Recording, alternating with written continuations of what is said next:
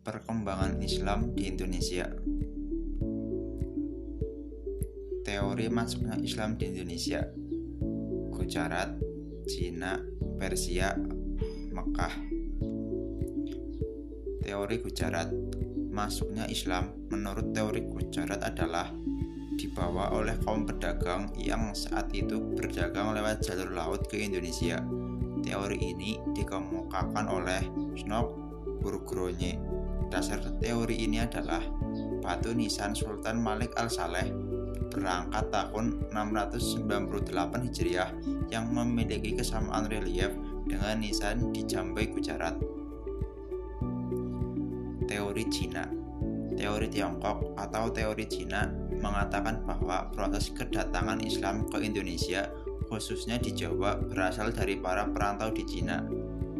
Orang Cina telah berhubungan dengan masyarakat Indonesia jauh sebelum Islam dikenal di Indonesia. Teori Persia. Teori Persia merupakan teori masuknya Islam ke Indonesia yang diungkapkan oleh Hossein Jajadiningrat. Dalam teori Persia dikatakan bahwa Islam yang ada di Indonesia berasal dari Persia atau Iran, dibawa oleh para pedagang Persia mulai abad ke-12. Teori Persia berdasarkan adanya bukti maraknya paham Syiah pada awal masuknya Islam ke Indonesia. Teori Mekah. Berdasarkan teori Mekah menyatakan bahwa Islam masuk ke Indonesia berasal dari Arab. Bangsa Arab datang ke Indonesia pada abad pertama Hijriah atau sekitar abad ke-7 Masehi. Bangsa Arab menuju Indonesia untuk melakukan perdagangan dan ingin melakukan dakwah. Jalur masuknya Islam. Ada dua jalur. Satu, rute jalur utara yaitu Arab, Makkah dan Madinah, Damaskus, Baghdad, Gujarat, pantai barat India, Sri Lanka, Indonesia. Rute jalur selatan yaitu Arab, Makkah, dan Madinah, Yaman, Gujarat, Sri Lanka, Indonesia. Kerajaan-kerajaan Islam yang ada di Indonesia. 1. Kerajaan Samudra Pasai. 2. Kerajaan Demak.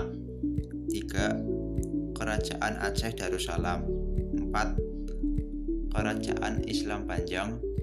5. Kerajaan Islam Mataram. 6. Kerajaan Islam Cirebon. 7. Kerajaan Islam Banten. 8. Kerajaan Islam Banjar. Gerakan Pembaharuan Islam di Indonesia. Gerakan politik Persatuan Muslimin Indonesia atau PERMI, Serikat Islam atau SI, Partai Serikat Islam Indonesia atau PSSI, Partai Islam Indonesia PII, Gerakan Pendidikan dan Sosial, Sekolah Tawalih, Jamiat Khair Al-Irsyad, NU Muhammadiyah. Hal-hal yang perlu kita teladani. 1. Semangat menyebarkan agama Islam. 2. Semangat menuntut ilmu yang tinggi. 3. Sikap rela berkorban.